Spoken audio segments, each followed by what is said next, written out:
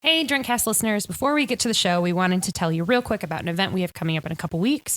We will be doing a live show at Empirical Brewery on Foster on Sunday, November 13th at 11 a.m., and we really hope you can make it out. Join us, drink some beer, etc. That's Empirical Brewery, exploring the science of beer. Visit them at www.empiricalbrewery.com.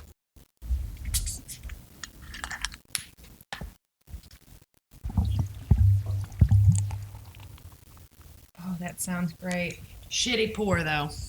It's okay, Julie. We can't win them all. Well, it's hard to do when I only have the two hands. Do you sometimes have a third? Growlers are really heavy when they're full. So when it gets lighter, it won't be so hard. I just have to have somewhere to set it down, like my meaty thews. It just occurred to me that in the last episode we never said what we were drinking. Oh, I guess we did at the beginning. Oh yeah, we talked about the Miller Lite. Oh, that's a good sound though. Yeah, it's a really good sound. This time it's Comet Smasher. From Empirical. Exploring the science of beer. You guys, they gave us a discount. Yeah! Moving on up! They gave us a over 10% discount.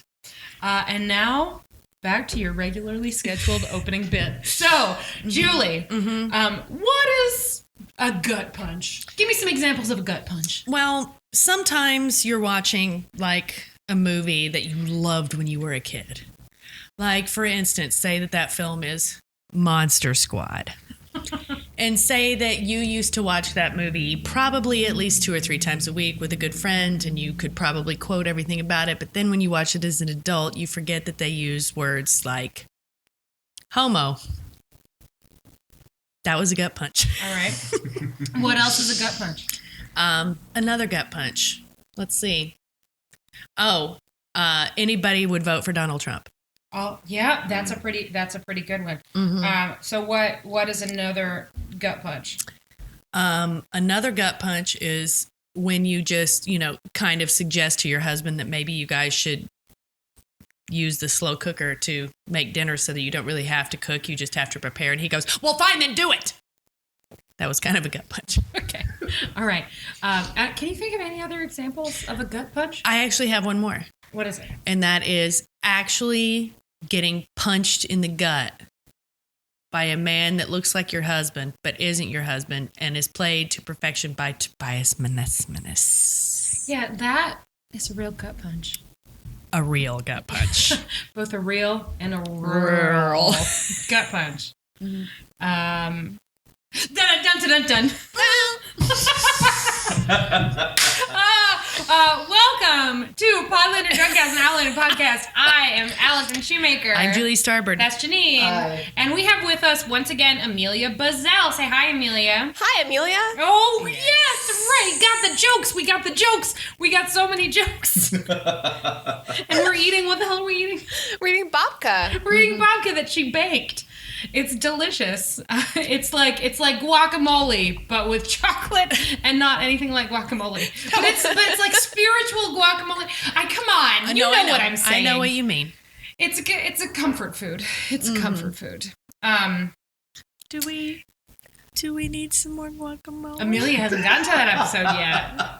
That's waiting for you in season 2. Wait, so they go to Mexico? Oh, I'm so God, excited. No. We were doing a season wrap-up episode. I believe so. And we got to talking about, or maybe it was the finale. We were talking about the finale. I think it was the finale. We were talking about some stuff that was Sad. both real and real. And I cried. Julie got a little dusty, and then No, I fucking cried.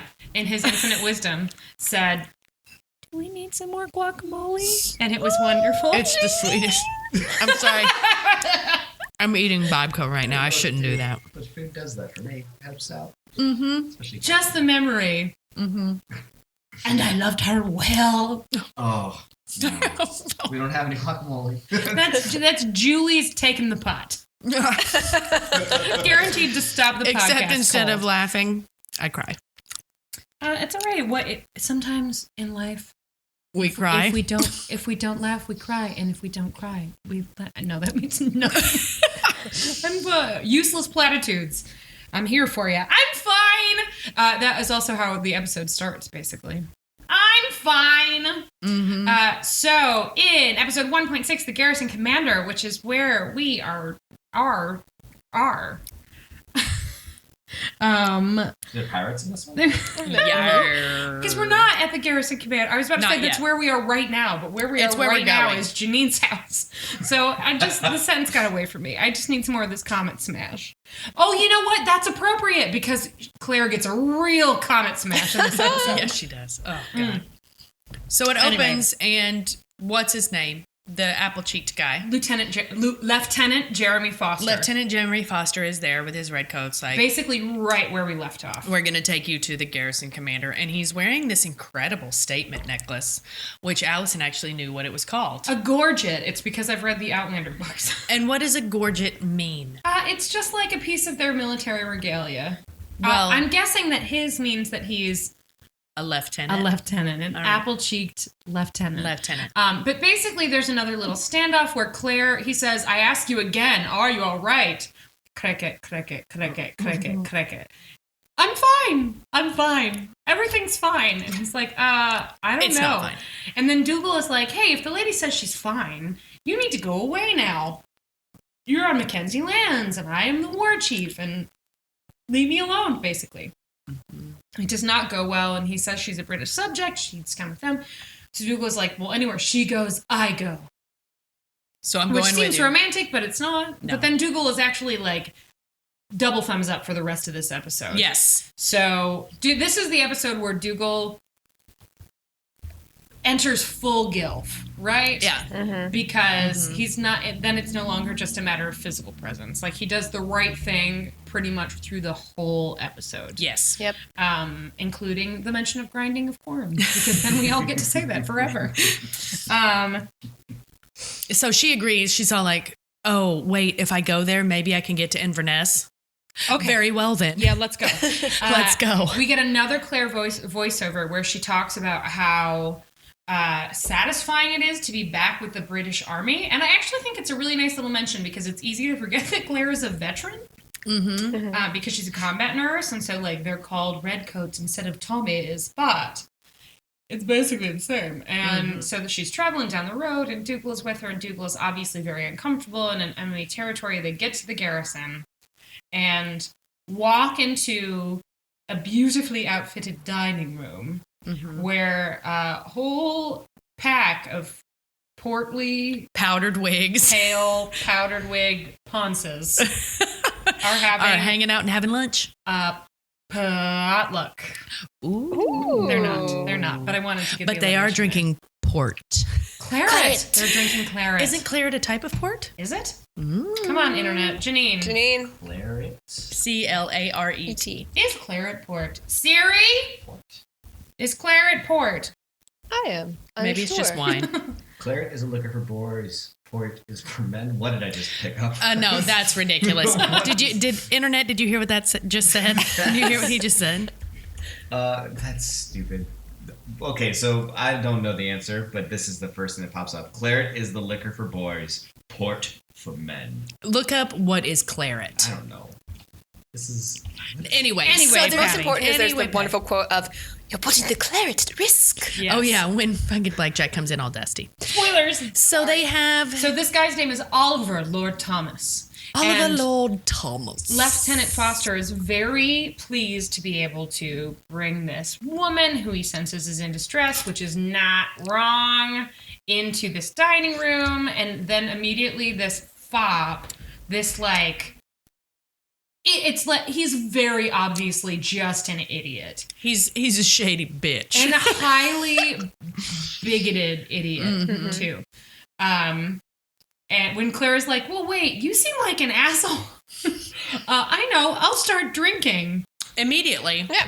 You'd think after whatever the time that she was like, oh, I remember, you're not supposed to get drunk when you're being interrogated. She would have learned a lesson. But Claire maybe doesn't learn her lesson. No. Somebody ought to give her a spanking. You know what? Somebody's about to give her a punching. So she gets a little bit drunk on his claret.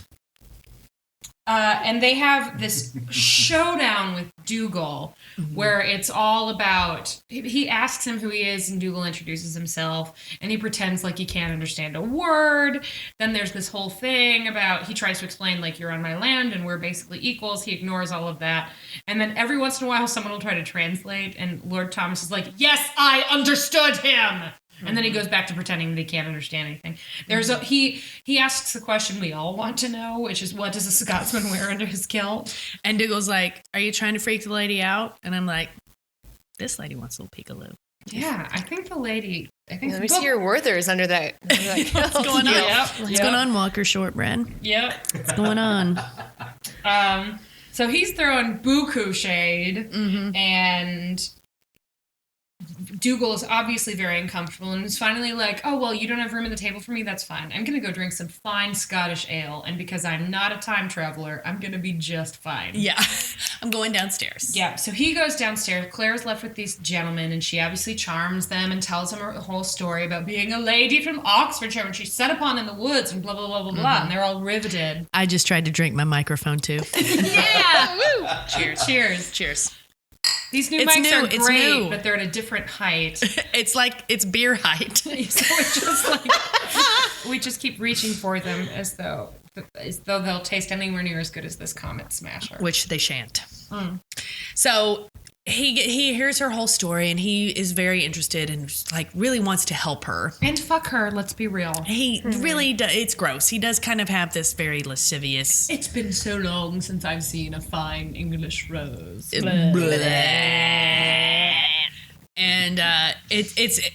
it's going fine for Claire. Everybody at the table is charmed by her, and then all of a sudden, Wait.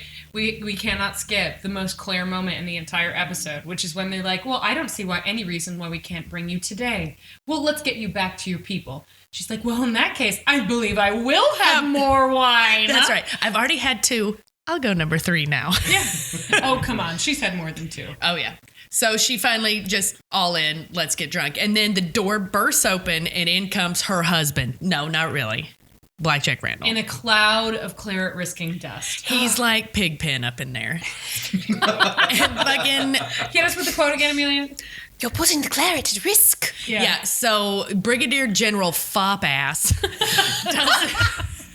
doesn't want Blackjack's dust up in his drink. So fucking Tobias Muhzmenzsz has this great moment where he just looks at him like, you are an idiot. And then turns around, walks into the doorway, and with his eyes on Lieutenant Fop Ass the whole time, Brigadier General, just knocks his coat off, kicks his boots into the door. And it takes like a full 20 seconds. He really goes for it. Like, it goes for forever, and it's so funny. And it's like, that guy thought he was the Shade Master, but when you come at the king, you best not miss. Yeah. Tobias Muhzmenzsz is the king, as we will see later. So he comes in, and he is upset. Why is he upset? Didn't something happen to an outpost or... Yeah, there was a skirmish, and the commander, who we then learn is new, he's been there for like 2 weeks. It's like, oh God, why? What is happening? He's like, this happens all the time. I know you're new, Betty, but this happens all the time. And then, like, at some point recognizes Claire, and they have this stare down because Claire is too drunk to remember that she should probably be cool, man. She is not cool, man. Least cool. Yeah, she is the anti-chill. Like, all you see is waves of hate coming out of her eyes. It's just, dude, just chill out. If you don't have to talk to this guy, why would you talk to this guy? Then, all right, so now, by the time this episode airs, it will have been several weeks since the first Clinton-Trump debate. But you know how, like, in the Clinton-Trump, did all of you watch? Yes. Did anyone? Yeah, Unfortunately. okay. Yeah, speaking of getting drunk and wishing you could time travel. Yes. I did. Yes. So, I wish I could go back and tell myself, don't do it. do you know, at the beginning, like, whatever, Hillary Clinton is an incredibly accomplished woman, and she did fine. But after, like, the first 20 minutes, you could just see that she starts dropping these little things that she just knows. If she says, like, oh, what about that $14 million loan you got from your dad? Bink. Oh, what about that former Miss Universe that you called Miss Piggy? Bink. Rosie O'Donnell, bink. And she just keeps saying these things that she knows that Trump won't be able to resist. And then he just goes fucking apeshit. And it was a thing of beauty to watch because it was just like, they spent weeks figuring out what are the things that if we say them, he will lose his fucking mind. They identified those things and then they just peppered him throughout, just like that. And that is totally what Black Jack Randall does to Claire in this scene. Mm-hmm. He's like, I know. Let me just talk to you about this issue and this issue and this issue. And she keeps, because she's had a lot of that claret, which might be for boys, but it's still pretty fucking alcoholic. And she just walks right into it. She starts talking about. Eventually, the line he gets her to. What got all the other fops out of there? What got the room cleared? Well, somebody comes in injured, but this is before then, right? They're all still in there. Mm-hmm. He gets her to say, right. He gets her stirred up. Yeah, he gets her. They're on. It's on the Highlanders' land. You're like occupying, right? It's their land, and we're occupying it. And then cricket. Cricket. No. The crickets in this room sound like this. Cricket. No, I can't do it now because I can't do British. How would you do a British cricket? Cricket. Mom. Cricket. Yes. Cricket. Good eye. No, that's Australian. Man, I'm just glad we saved that bit because I was really ready for it. All right, anyway. So crickets, and then they all look at her like... Occasionally, bloody cricket!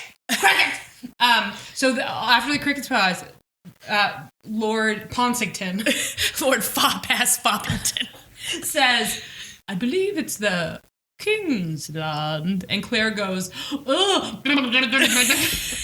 You're right. You are right. You are so right. You don't understand. I got drunk again. Yeah. But then, of course, what happens is that some other guy at the table, Fop Jr. says, like, this is why I never discuss politics with a woman. And, of course, then Claire's like, I have calmed down, but... And she's like, I thought we were discussing morality. And it's like, bitch. It's a stretch. All right, you're in a room with all these people. Okay, you really suck at this. Right, yeah. And Blackjack is by the window, just like watching her trump herself on her own petard. He's going full Mr. Burns. He's like, excellent. And then all of a sudden, some other pig pen busts in. But at that point, they've consumed a lot of the claret, so it's no longer at risk. It's like, we got like a guy downstairs who's super duper injured because there was another skirmish. Whoops. And they're all like, oh, well, my lord. Bloody trouble. Bloody fucking ton. Football. Ooh. Polo. Chim cherry, chap. Let's fuck Mary Poppins. I gotta. So then anyway, so Claire is like, I told you I have medical experience. She runs downstairs because she can't help herself. And because it's the right thing to do. But also she just can't fucking help herself. To help yet another soldier who's going to lose a limb. And this shit is rough, man. It's like when you hear the term sawbones and you think of it like in a modern sense and it's like funny, haha. No, that word exists for a reason. I hope that Foley artist won all the awards and got a big ass raise. So she's ready to do it with a sword. She's just like, fine, I will amputate this arm with a sword. And Some then the doctor shows up. You can use my sword. I sharpened it yesterday. And she's like, it'll have to do. And then the old sawbones, literally, the doctor, the sawbone shows up with his dirty fucking saw. And he saws the guy's arm off. And you can hear this, soldier. Bite until your teeth crack. Shoot. Maybe we should give a shout out to the Foley mixer. Yes. Matthew Mancelli. Good job. Actually, so that's the mixer. The artist, pardon me, is Richard Partlow. Richard Partlow. Hey, good job, buddy. Both of you. Cheers. Because you know it was what? nasty. We'll get to some other truly disgusting sounds later in this episode. Mm-hmm. That involve Cornish game hens. Mm-hmm. Oh my God, I completely forgot that's coming. Holy shit. You, Julie, here's the thing. I can see your Not the reaction face, I so I expected. know you're distressed, but what it sounded like was this. Oh, I totally forgot that's coming. No, I'm not happy about it, you guys. I'm just trying to tell you that I'm disgusted and I Julie's don't soul want to left her talk body, and we about saw it leave. Yes. Julie and I, Amelia obviously watching for the first time. Janine obviously only watching one episode a season, and it's not this one. I watched for you. Yeah, Julie and I are rewatching this, and we have sort of landed on the fact that there are 2 episodes in this season, and maybe there'll be more, that neither of us ever needs to see again. And as good as this episode is, and I think it's a really great episode, as good as this is one of them. Yeah, I never want to see this episode again. The other one we won't say because we don't want to spoil it for Amelia. Mm-hmm. You've got some real horrors in your future. You good. got some. But don't worry, you've also got some serious pups. Yeah. You got some Jamie pups coming. But sometimes those pups are like in distress. I'm just saying. Yeah. Anyway, so he said, bite until your teeth crack. And then they cut off this kid's arm. And Dougal is like, should we leave? And she's like, no, I'm fine. Girl, you're not fine. She just wants to get to Inverness so she can get back to Crignadin. That's all she's thinking about. Yeah, it's that big dick rock. Mm-hmm. That's all I'm thinking about. Pretty soon she'll stop thinking about that big dick rock and just start thinking about a big dick. But for right now, it's a different kind of big dick that's on her mind because she runs back upstairs. And who's there? Alone. Just BJR. Just old BJR. Just by himself. We called him the Beej. Yes, we can. yes. Excellent. First new nickname of the episode. Thank you, Beej. Amelia. The Beej. I will live on for the rest of the season. It's like the Beeve, but terrifying. It's the Beej. Yeah, but like Eddie Haskell in this situation is just the guy who says the claret's at risk. Yes. Yeah, totally. So Beej is hanging out, and he's got like his feet up on the table. You know, you can just see his contempt for Lord Fopping-Fuckington just pouring off of him. In fact, pouring off of him so hard that he picks up the bottle of the fine claret, takes it to the window, and literally pours it out and drops it on the ground. I don't know if he's holding the claret, and she's asking where they are. They've all gone off to this skirmish, right? And she asks something about Lord Thomas. He says, I don't know if you've noticed, but Lord Thomas is an idiot. And then he turns the bottle upside down. It's like RuPaul couldn't have done it better. Yeah. It's so shady. Flips the bottle upside down and drains it without looking at it. Just looking at Claire the whole time. Just like a waste of perfectly good liquor for boys. I called it alcohol abuse. Yeah. Then when it's empty, he just kind of holds it for a second and then drops it. Having emptied it first for no reason, just because that was the shadier way to do it. Yeah. He empties it. And then he drops it, and it's perfect. And Claire's not necessarily happy to be in the room with this man who looks exactly like her husband from the future, but is obviously not her husband from the future. So she realizes that shit's about to go down. So you can see herself kind of steel herself. It doesn't work. No. So he says, I'm going to be honest with you and reveal myself to you. I ask honesty in return. And she says, that's fair. I'll be honest with you. And he says, all right, so who are you? Wait, we forgot when she walks in, he's getting shaved by that kid. Oh, yeah. Yeah, and then there's the flashback. Yes. To the same razor, because Frank has Which I the didn't catch razor. the first time. Oh, yeah. So he'd be like, ooh.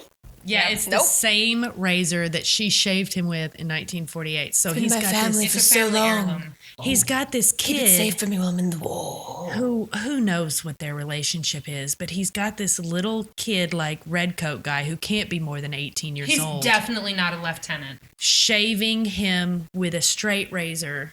And this kid is terrified. You can just see it. And Blackjack Like a Randall little shake. loves it. There's a picture on. I'm like, there's Yeah. some more pictures on this episode. than Yeah, there's not anyone. that's what's Yeah. happening. And Blackjack Randall is totally getting a sadist boner off of this kid's Oh, yeah. fear. Yeah. Oh, yeah. And this kid is terrified and is trying to like keep the razor straight and everything. And then he ends up cutting him a little bit. Just And like then- a little nick. Just a little nick. And then Blackjack Randall's like, you have to learn. And then he like throws this kid into the chair and pulls his head back and puts the blade right to his neck.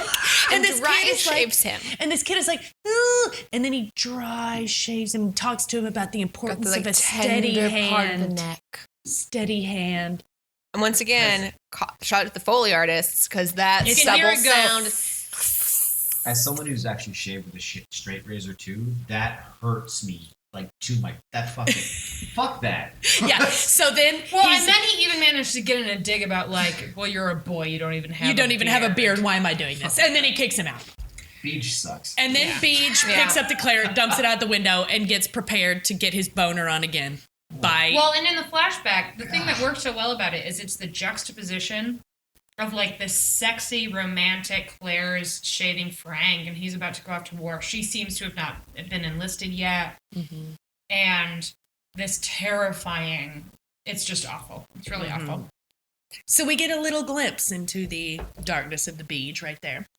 And then he sends the kid away, and now his focus is completely on Claire. It's great news. Yeah, it's great news. So he's like, I will be completely honest with you as long as you are completely honest with me. And then Claire proceeds to try to bullshit her way out of this. And not in like any good way. She goes straight for tears. She goes straight for trying to cry. Well, no, first she tries to do the same thing. I'm a lady from Oxfordshire. When I met you on the road, blah, blah, blah. And he's like, no, you're lying. You're a really bad liar.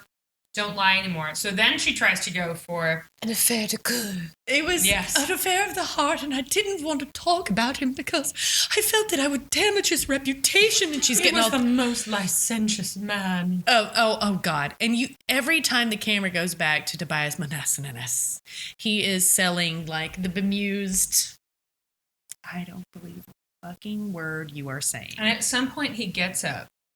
He goes to his coats, and he picks up a piece. He takes out a knife, and I'm like, and then and a piece of charcoal, and he sharpens the charcoal. Shout out to you, Foley Ernie artist. Papa Darmer and Richard Marks. I don't know. He'll be right there waiting for you, though. Oh, Richard Paltrow. Richard Paltrow. He goes and he walks around the table and he sits down. He pulls over one of Lord Toppington's linen napkins. And just without even acknowledging it, starts very obviously drawing Claire. It's like the opposite of Jack drawing Rose. Yes. It's like inverse sexy drawing. As we were watching the show, Julie went, ooh, draw me like one of your French girls. And I was like, no, Julie, that's terrible. He probably kills those French girls after he fucks them. It was more like, and nobody will know what this is because it was nothing but a storefront show in Chicago. But I was in a show once where I had to sketch somebody, and it was 100% an intimidation tactic. And it's very effective. Because the person weirdly feels like they can't move or that they're obviously on edge immediately because they understand that they are being watched very closely. And so Claire immediately, like her posture, she's like, what? And he takes his time, just like he did with the knocking the dust off. So after she tells her story, he doesn't say anything. And he just says, come, I would value your opinion. God, Tobias Muhzmenzsz. But he's so good. Very good in this episode. She walks over and says, you've captured my likeness. But you see, whoever it is, so whoever drew this, I assume it was not Tobias Muhzmenzsz, because we don't see it while he's drawing it. Whoever drew this drew Claire's hair and body with Tobias Muhzmenzsz's face. And I'm not sure that it was intentional because she seems to think it looks just like her, but it looks like, I don't know if you noticed this, but it looks just like Tobias Muhzmenzsz. It looks like Beach. Like Beach drew Beach with Claire hair. And you know what? No spoilers. Never mind.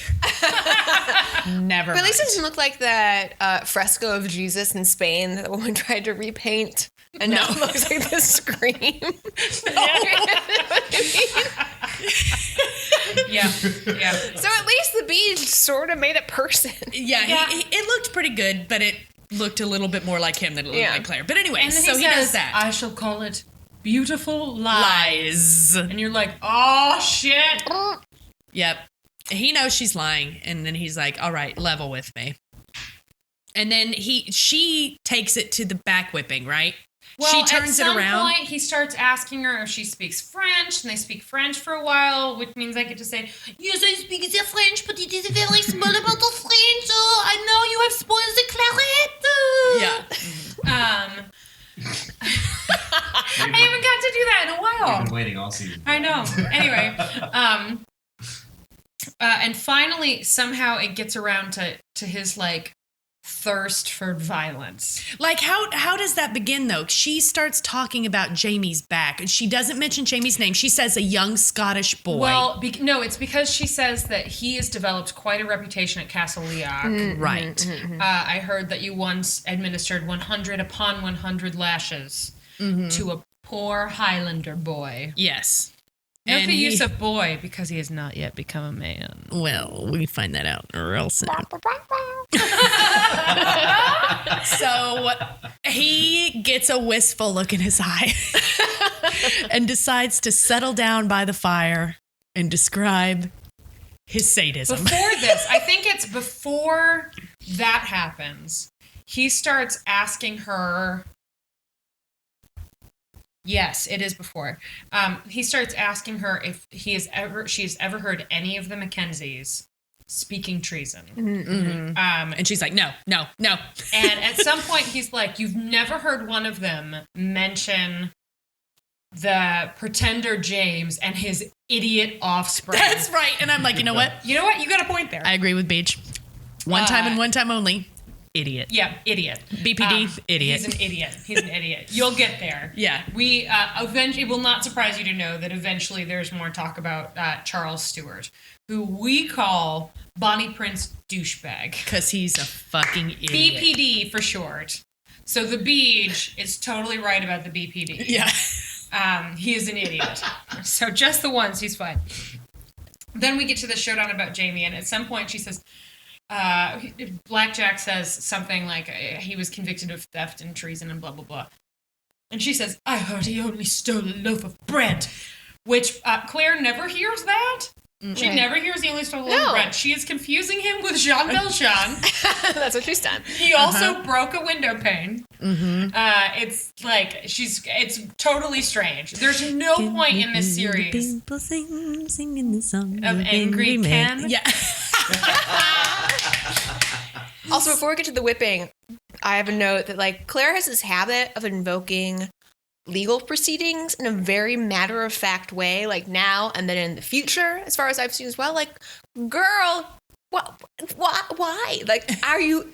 She's not up on her, her contemporary legal proceedings. I will wait here. Yes. Under prisoner if you require. And like, girl, you have no power. No power. Yes. Would I do the same? Would I try to like bluff knowing the law? I just don't know if I would. I guarantee this. Please. If I was Claire and this had happened to me, I would already be dead. I would. I think that too. I would already have been would be burnt dead at the too. stake Yes. alive for being a witch Yes. because I would not. I would freak out and I would probably speak in tongues or something and they would just burn me up. Or like yell about Siri or something. Yeah, Then I'd and be they'd be gone. like, what? Yeah. I would probably also be dead unless there was some chance that I had like, you know how Claire immediately runs into first into the beach and then into the pamplemousse? Yeah. If instead, like, because first of all, I wouldn't have just gone running. I would have hidden immediately. Yes. I would have been like, what the fuck? And I would have hidden. And if I had figured out, like, oh no, I'm actually in the past now, I would have, like, first step, I've got to find some actual clothes. That's item one. I've got to find a way to, like, get to a town and pretend like somebody stole my clothes. Then I'll probably just pretend to be stupid. And eventually, I'll find some sort of, like, That would be the best way. Witch lady, and be like, I think I traveled in time. Have you ever heard of anybody traveling in time? The best way would be to pretend to be mute.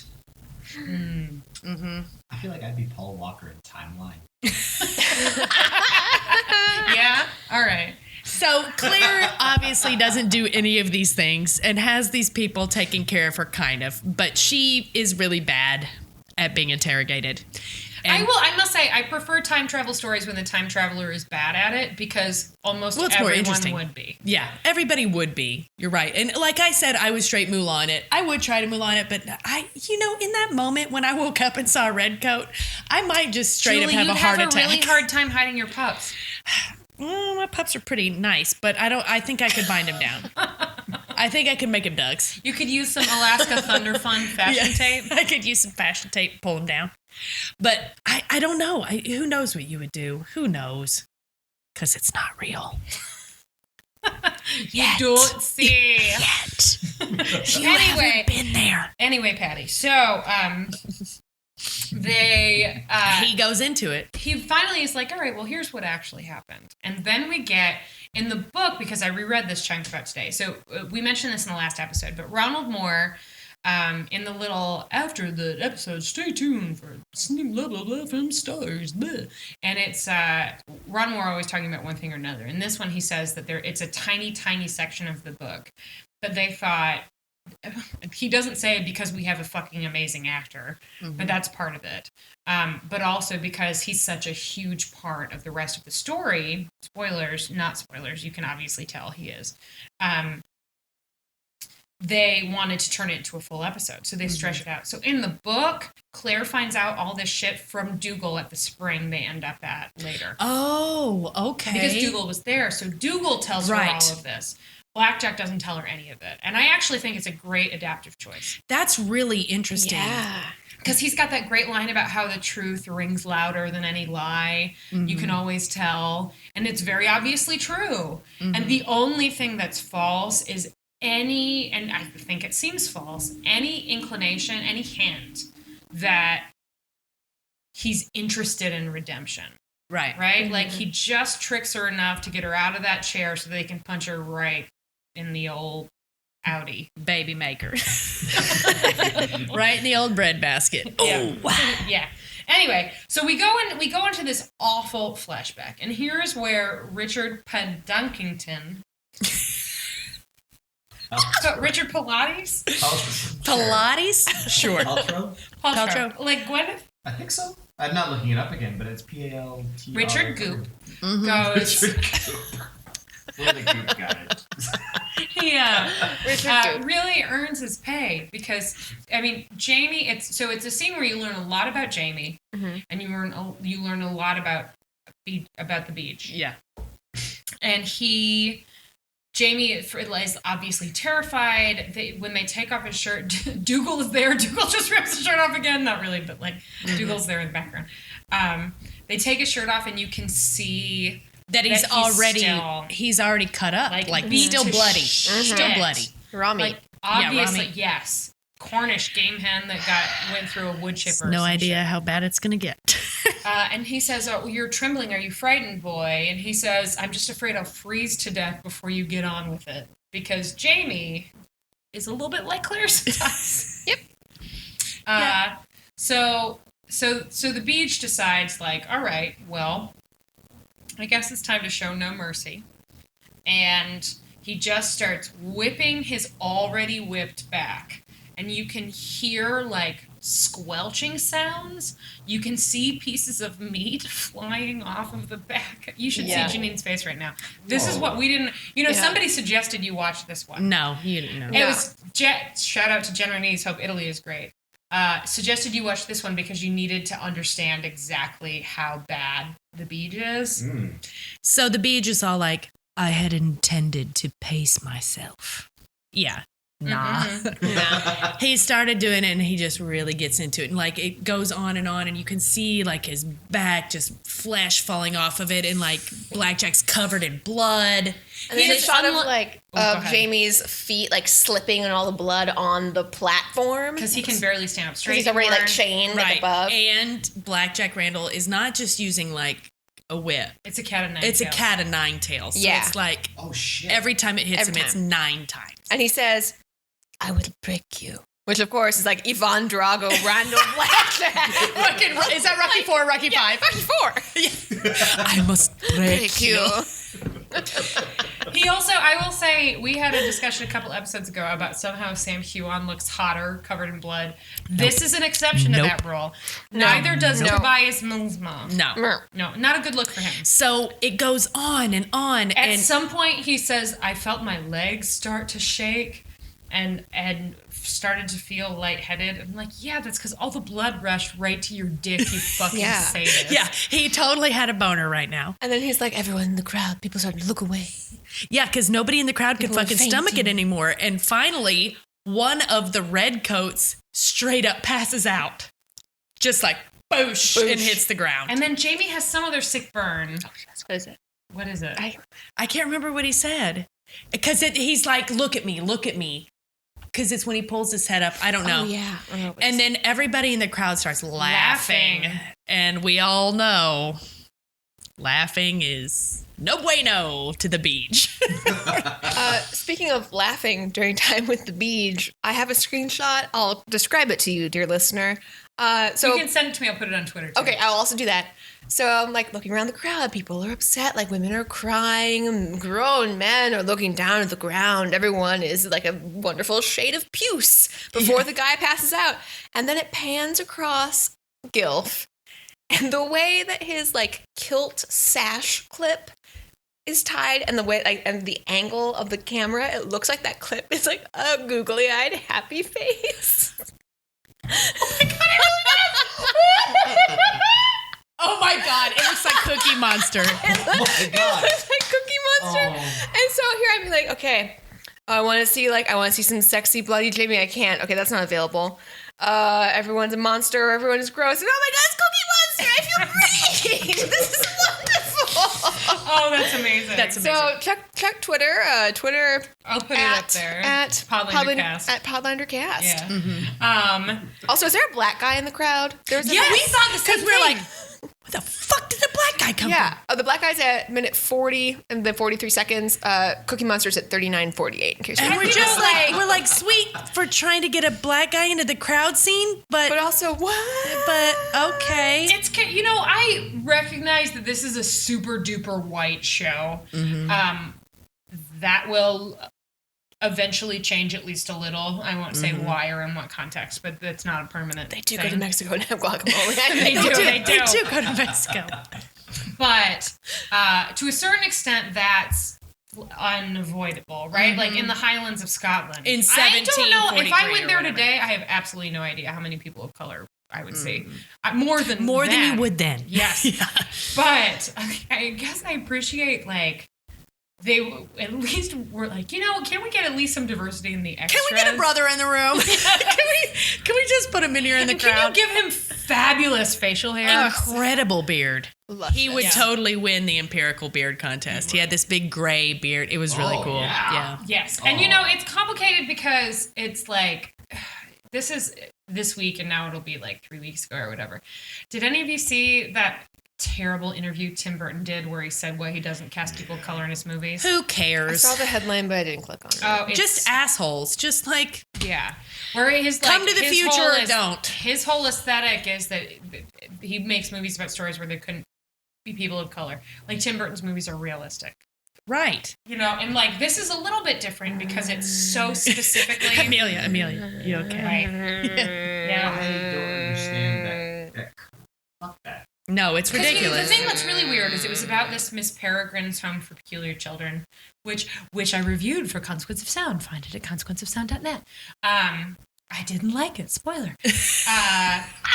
But what he could have said was, well, that's something I'm working on. Samuel L. Jackson is one of the leads in my current movie, and it's something I'm conscious of and I'm trying. And instead, he was all just like, well, back in my day, blah, blah, blah, blah, or blah. stories call for certain things. And it's like, They sure don't. especially not if they're fictional or fantastical. They surely don't. No, they sure don't. And Anyway. this is like historical fiction to a certain, especially because of some of the things that we're encountering later where race is a part of the conversation, Right. is like a little bit different because since it in some ways becomes a show about race, or certainly characters. Outlander? Yeah. Ooh. Interesting. Just a little, like on. I know. Minor I saw the spoiler of one of the actors that was going to be there. So later, there's a I know it's character who was cast who I won't say anything about, but it's public knowledge that you're fine. The character's name is Joe Abernathy, and he's an African American gentleman. You're fine. You're fine. You're like putting your hands over your earphones. She's putting her hands over your earphones like that. I'm trapped. I'm trapped here. All I hear is the echo of my own voice. But eventually, I don't think that it's odd to say that both in the time in which they're in now, the time in which Jamie would be in Claire's future, and in Claire's future, whatever. It's too much. There's not. No worries. Just pretend it's not happening. No matter what, race would, if you're a person of color, race would say something about who you are. So it's not like they could just cast Gayless as a woman of color, because that would she mean wouldn't be able. She wouldn't be able to totally marry different. that guy. She wouldn't be. Right. Ugh, God, it's disgusting, but it's Right. true.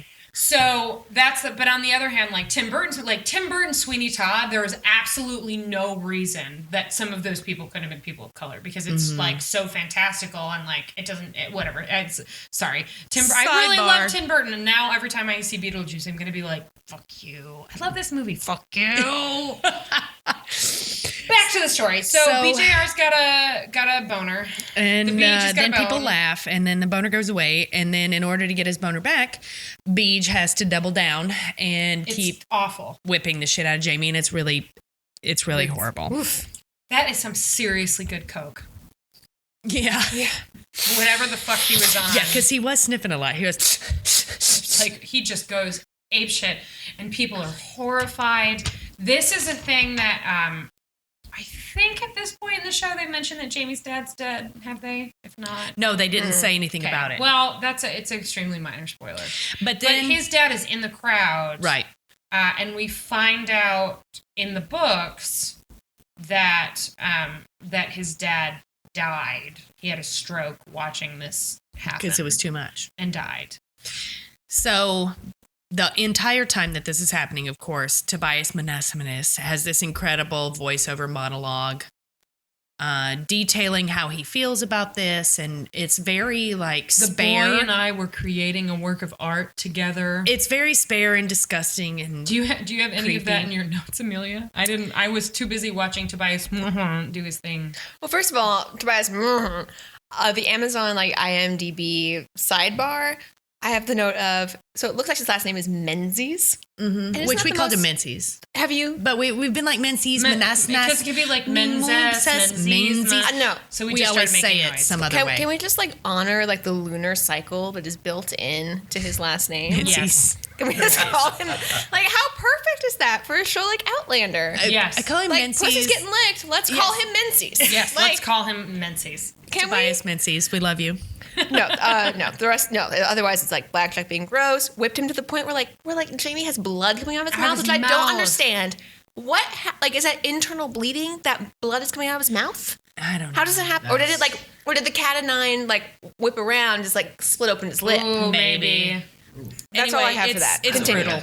It's horrifying. Yeah. So it goes on for a long time. Forever. And then Beej finishes the monologue talking about how he finishes it, and then he talks about how ever since he's been a soldier or been in Scotland, he has seen things that have changed him. And so he's really talking about how he's suffering from PTSD, basically. And Claire understands that, and Claire is sitting there talking to him with this kind of she's trying not to cry, but she's got tears coming down, and she's like, I believe that because you understand yourself, there's hope for you yet. And you're not the first soldier to be changed by what he's seen. So she's trying to be compassionate, and you can tell that it's I believe that there is still good in you, and it's obviously that she thinks that some part of Frank is still in him. And you can he almost says, see it it. would be pretty to think so. You can see it kind of break through a little bit. Tobias Menzies is so good that you can see his eyes kind of soften just for a second. And then they glaze over again. And he says, it would be pretty to think so. And then he goes over to pull the chair back for her to take her somewhere or whatever. It would be, perhaps a good start would be getting you on the road to Inverness. And she said, yes, I think that would be And he calls in the Lieutenant Shaving Face. The little kid. Yeah. And says, would you come in, please? And she stands up and is saying, like, oh, thank you so much, Lieutenant, blah, blah, blah, blah, blah, Captain, blah. And then he just fucking... Sucker punches her. Ugh. Right in the ovaries. Just punches her right in the stomach. And Katrina Baufen has this, like, she just... It's the best, I got punched so hard I want to die sound. She just goes... Because she can't breathe. And like drool's coming out of her mouth for like 2 minutes on screen. She can't catch her breath. And Blackjack leans down and grabs her by the hair and pulls her head up. What does he say I to dwell her? in darkness, and darkness is where I belong. I didn't even write that one down. Yeah. That's the kind of line that sticks in your fucking head. Right. And then he throws her over, and the little baby lieutenant runs in and is like, ah! And he's like, have you ever kicked a woman? Kick her. Oh, shit. They're so soft. It's so very soft. satisfying. They're so soft. And the kid tries to kick her, but it's kind of like a panty waist little kick. And he's like, fucking kick her. And then this Milksop. Milksop. That's right. He does say milksop. Which is better? Milksop or panty waist? I think panty waist is better. Probably panty waist. Panty waist. Panty waist, do it. And so the kid fucking hauls off and kicks her in the gut. More drool, more drool. And then he's like, do it again. And he's about to do it again. Who comes in the room? Gil for your nerve. Gilf. I've never been happier to see you, Gilf. And I've been pretty happy to see you. It's true. Heretofore. It's true. Is that a bannock in my pocket, or am I just happy To see you. He shows up, he throws him off, he picks her up, and he's just like, fuck this. She is on Mackenzie land. Mm-hmm. She's leaving with me, and he says, fine, I expect her at Fort William by 8 p.m. tomorrow. He's like, fine. And he just leaves her, and she's like... Can barely ride a horse. She's all like, oh God, all fucked up. And he takes her to this magic spring. We don't know that yet. He says, we need a drink of water. The camp is a ways away yet. We need a drink of water. So they climb through like 97 bushes. And she's like, here's a bush, here's a bush, here's a bush. Opening in the ground. Why to walk crags. for a drink? And they get to this another piece of Scotland porn. Mm-hmm. This beautiful spring. And she's like, oh, the smell. And he's like, yeah, it's sulfur. Now, come on. But it'll wet your thrapple. It will wet your thrapple. So they both drink from the spring. And then he goes, are you a spy for the English or the French?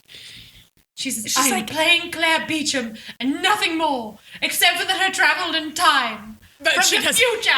She doesn't say that. She doesn't. But then all of a sudden you see he's got a knife ready to go, but then he sheathes it because this is a magic spring where fairies live, and if you lie, it should eat your throat out. Yeah, so it's water from hell, and if you lie, it eats your throat out. And she's like, But not your gizzard. Yeah, and she's you like... You could have told me that! She's also like, that's not true. That's not a real regardless, he now believes thing. her. And then he lays out this plan. Now, the only way that he can prevent having to bring her to Fort William, because if he doesn't, it'll start a war. The only way he can prevent bringing her from Fort William is if he turns her into a Scottish citizen. And the only way to do that is for her to marry a Scot. And she says, marry you? I'm going to marry you. And he's like, no. Although I didn't think about it. The thought of grinding your corn does tickle me. And then I was like, take me, just take me. Can you just take do me, it. Sam? Yeah. I'll be a Scottish I'm citizen. from Iowa. Grind this. Yeah. Let's do this. I got this. And he's like, no, Jamie. And she's like, I can't do that. That sounds terrible. I have not thought of that whatsoever. that sounds really bad. What an idea. What would it be like if I was legally capable and able to have sex with him all the time whenever I wanted? No, I haven't. I'm going to drown myself in the hell spring. Yeah, I'm just going to jump in here. Cut to Claire sitting on a rock reading a marriage contract. Oh, there's also a great line where she's like, you've been talking to Ned Gowan. He's like, yes. Yeah, Ned Gowan I figured figured this this might happen. So yeah. Thanks, Ned. So she's reading the marriage contract, and Jamie comes over, and Claire's like, First of all, he approaches her with booze. Mm-hmm. Yeah, well, he and this he very already knows his elegant, wife. horn cup, which I thought was very fancy for on the road. You know, I have consumed beverage, water in this case, from a horned cup because my friend Zach owns one because he bought them for all the people in his wedding party, like all the dudes in his wedding party. And so he got one for himself too. And that shit smells.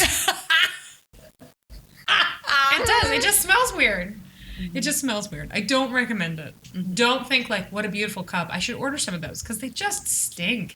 It just, I mean, you're basically drinking out of a fingernail. Yeah. It's fingernails. Ugh. Anyway, so he hands her some whiskey. She immediately drinks it. And it's like, are you really willing to do this? And he's like, well, I mean, you have stitched me up a couple of times. And what kind of friend would I be if I left you to that son of a bitch? And also, who could marry? She's like, "Are you promised to somebody?" And he's like, "No. I mean, I'm on the lam. On the run from the law." No. What she says is, "Aren't you interested in anyone else?" And I assume that she's talking about Leary. Ugh, who we hate. That bitch.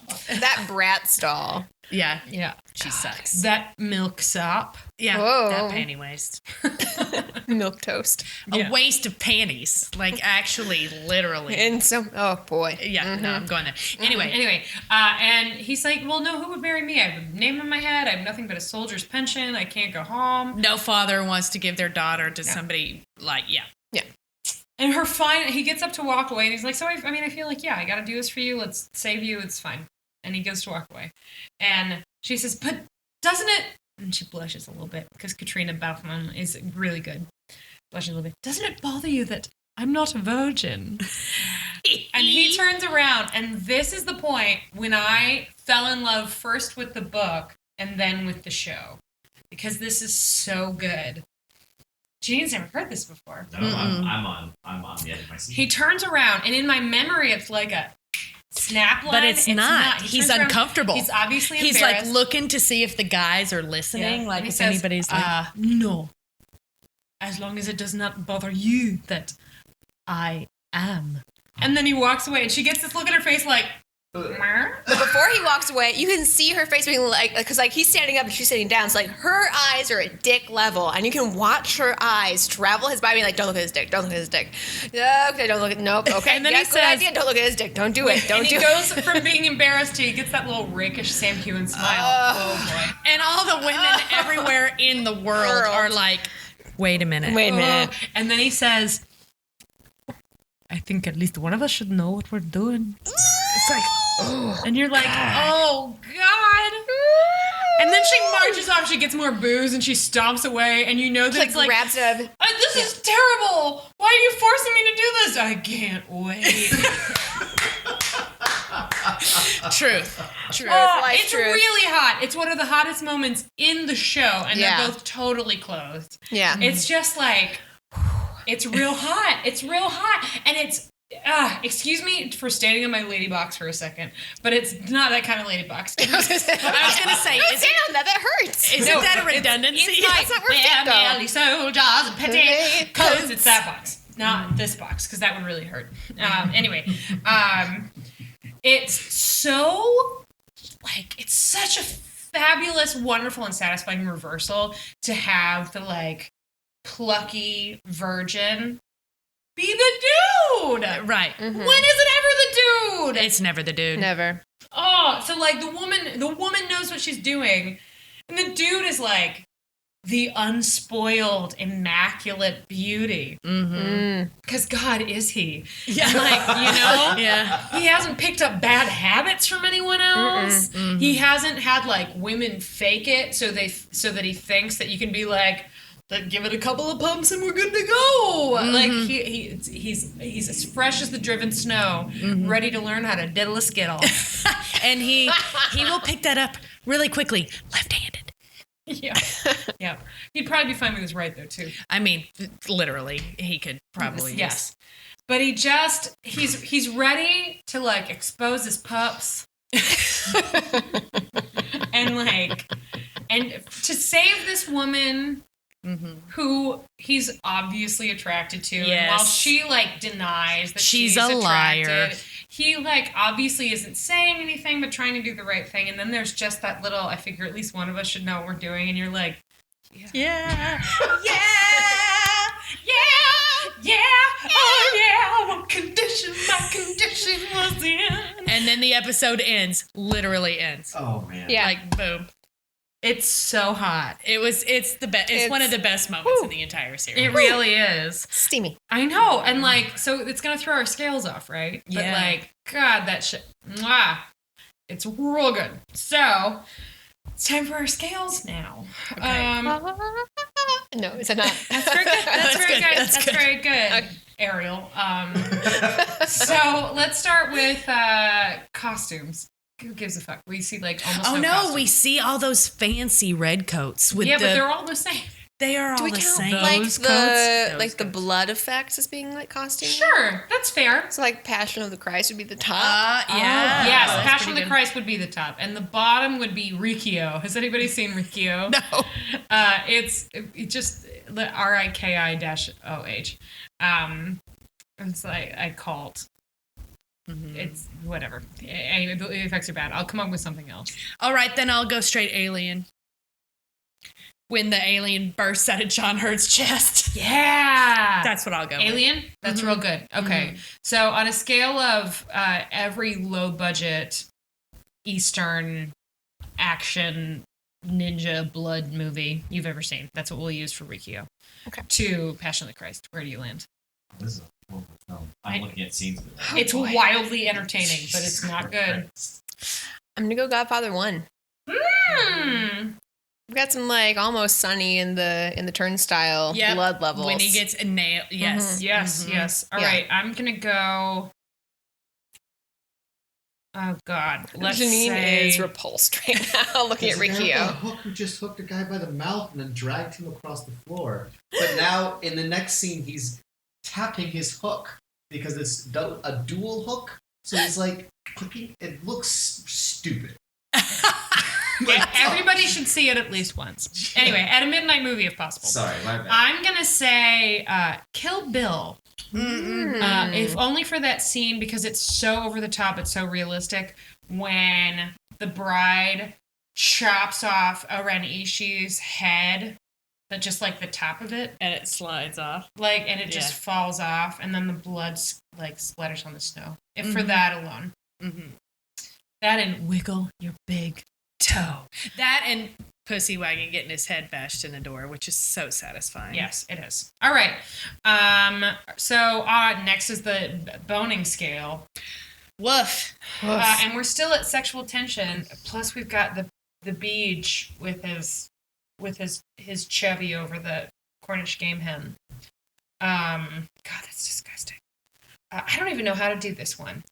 Let's say on a scale of Twin Peaks to Twin Peaks. I would probably go something more like Dangerous Liaisons. The original one. The one with John Malkovich and Glenn Close. Because you get both actual sexual tension between two adults and the weird, fucking with people that aren't as smart. Or kind of weird sadism stuff, kind of in their intellectual sadism anyway. I'll go with that. That's good. What about you, Amelia? I'm going to say Remains of the Day. Ooh, that's good. It might be even have a little bit more pathos than this episode requires, but just in terms of meow. Yeah, that's good. I'll put it there. I'm going to go with something similar, and I'm going to go with Sense and Sensibility. Yeah. Where you've got, on the bad side, you've got all of the terrible, terrible, terrible people being awful.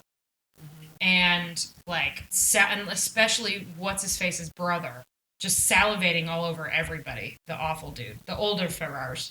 Ferris, Mr. Robert. Robert. Yes, thank you. But on the upside, you've got Alan Rickman staring Colonel at Branwell. Right. Staring at Kate Winslet while she plays the piano. And yes. Yep, totally. That's where I'm gonna go. All right, last one. How often do you get up to get a drink?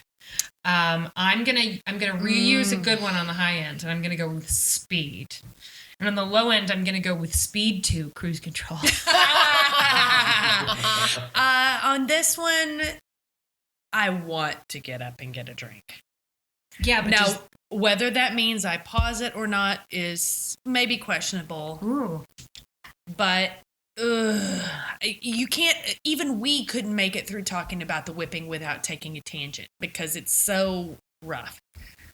So I would say, on a scale of getting up to get a beer, it's probably like an episode of Roseanne after they won the lottery. Okay. Like, you can still watch it. You can still love the characters, but you don't need to watch all of it. All right, Amelia. It was hard to watch, which is why I'm putting it as hard to watch, the sub show from 30 Rock starring Tracy. The Tracy Jordan movie. Yeah. Isn't that the episode with Oh Lord. That is the episode where he decides to do hard to watch. Right. Is that one? Yeah. a rib cage? Oh, basketball hoop was a rib cage. Yep. I am also going to go with television to complete the trio, but I'm going to say season 2 of Lost, where you've been burned before, but you still just got to stay put. Oh, God. And like maybe every once in a while you have to be like, I get it, 4, 8, 15, 16, 23, 42. Man, Lost pissed me off. But you really are still in it to win it. So that's it for the Garrison Commander, which is very upsetting. I am surprised and delighted that we are all still coherent because I assumed I was going to have to drink my way through this one. So please follow us on Facebook at facebook.com/PodlanderCast, on Twitter at PodlanderCast. You can support us on Patreon, which is patreon.com/PodlanderCast. Speaking of Patreon, we need to thank Amanda Newton, Beth Luck, Kathleen Moniz, and Jen Lander Drunklin. I love you. Who are supporting us at a level that means that every episode we thank them personally because they make it possible for us to do this. So thank you so much. I also want to tell everybody to follow Amelia Buzzell on Instagram at Marlowe Jr. Jr. is spelled out. And Marlowe's like Marlowe Thomas, not like Christopher Marlowe. Yes, it's that other Marlowe. It's the other one. It is worth it alone for pictures of her dogs, and I know we did this last week, but once again, tell us your dogs' names because they're so good. Albright and her little sister, Ruth Bader Ginsburg. They're great. Thank you. They're great. They're very cute dogs, as are most of the pictures that Amelia posts because she's got bueno taste. And I think that's it. We're going to do a little spoiler section. Before that, I'm going to pee. But Julie, am I forgetting anything? Nah. Janine, am I forgetting anything? We're very excited because next week for you, we're watching and then immediately talking about the wedding. As you voted on Twitter, this is the only episode of the season that Janine is going to watch. So we have no guests. It's just us and Janine. We will be watching immediately before we film. Well, maybe I'll need to take a shower after that, but then we'll talk about the show. If you have questions you want to ask Janine, tell us on Twitter or Facebook. I will also probably be live tweeting his reactions as we're watching it if you want to follow along. So I hope you join us. Stay tuned for spoilers, and we will see you next week. Bye. Bye. Sing us a song, you're the piano man. Sing us a song of piano.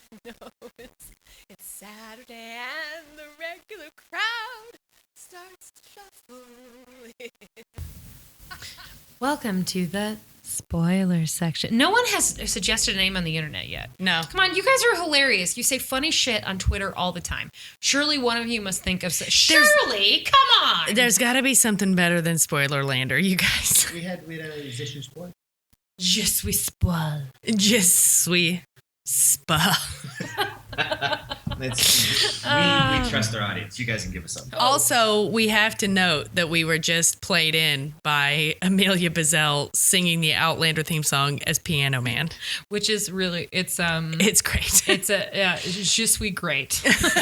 No, that's I am great. Mm-hmm. It is great. It is great. Très bien. So this is the part of the show where we talk about shit that you shouldn't be listening to if you haven't watched seasons 1 and 2. It won't always involve things in season 2, but yeah, if you want to remain unspoiled about things that happen in the future, don't listen. It's always like one topic, and in this case, we're going to talk about the beach. Yeah, the beach. So this is really, like, obviously we see him be violent and seem to enjoy it in the first episode. Then we get hints, like very mild hints throughout. But this is really where we see him as this sort of monstrous, but really complicated character. So, Julie, in rewatching this, did you see anything new that reflected on what we see of him in the future, either in the Wentworth episode or in I'll thank you to be taking your hands off my wife, or in any of his shit in season 2. Well, I didn't think about it this way until this time that I saw it, but when he draws her, when he sketches her face, and it does kind of look like him, and then the hair, that made me think of Wentworth, and like...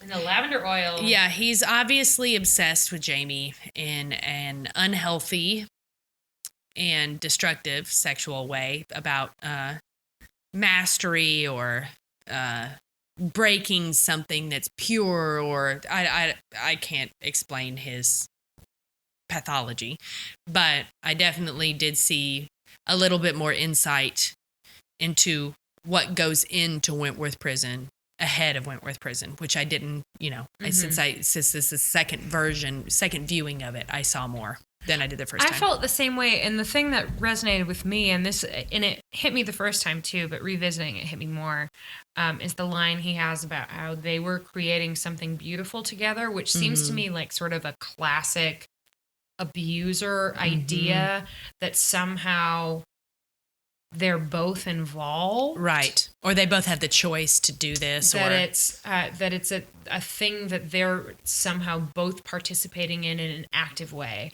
as opposed to a perpetrator and a victim, which is obviously what it is, and whether when he decides to abuse Jamie this time in this flashback, it's specifically about him or more about the fact that he didn't cry out the first time, so now he has to make him cry, and then he still doesn't cry. And he doesn't cry, man. I don't know if it's always a fixation on Jamie, or if this is just that it's someone who wasn't broken, and the fact that he continues to refuse to be broken is what sort of creates the fixation.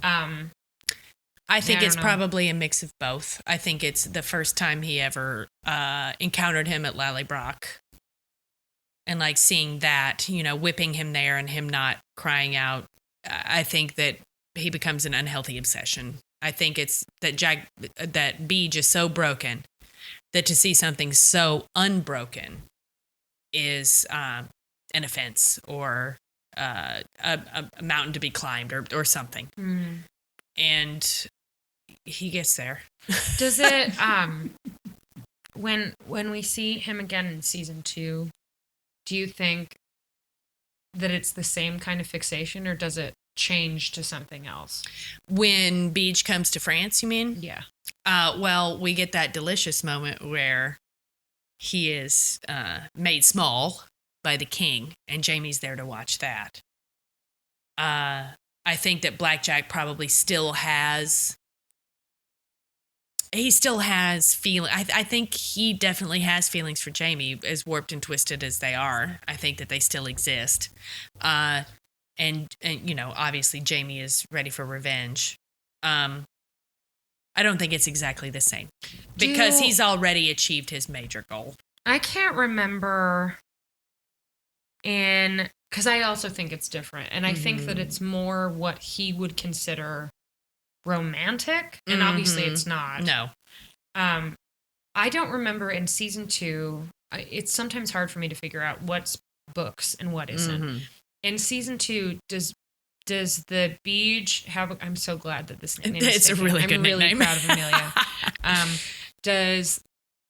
Does he have a conversation with Claire about how they both know what he tastes like, yes, and the sound of his pleasure, and all of that shit? Yeah. That's in the bar while his brother is dying. Yes. So he considers them linked because they've both been lovers of this man. Right. Which is so fucked up. It's disgusting. But it really, like, when you draw that line to this episode, especially with that portrait and with the way he's talking about how they were creating something together, I think it's just like a fascinating, incredibly upsetting but fascinating character study. And God, Tobias Muhzmenzsz. So Tobias Muhzmenzsz. It's just great. You're the best. You can come to my house once a month anytime. What? Menzies. I got it. Oh, God. Oh, and on that note, that's the spoiler section. Normally, we would be now recording bonus stuff for our Patreon subscribers, but honestly, we're both just tuckered out, and there isn't much more to say about these. Mm-hmm. Am I right? Yeah. Right. So we'll be skipping those this time. But if you subscribe on Patreon, you'll hear more conversations like this. Yeah, because what would your favorite scene be from this? Nothing. There isn't. No. I mean, because it's already that line. Well, and we already talked would about be. it. It would definitely be the scene where he reveals that he's a virgin. I know, but we've already talked about it. Anyway. Yeah. Thanks for listening. If you have a name for the spoiler section, please tell us so we can come up with something. Spoiler section. Something better than Spoilerlander, you guys. God, it's only been a season and a half, and I just now found out how to work a Hamilton joke into one of our podcasts. I'm very proud of myself. Anyway, thanks for listening. We'll see you next week. Bye. Bye.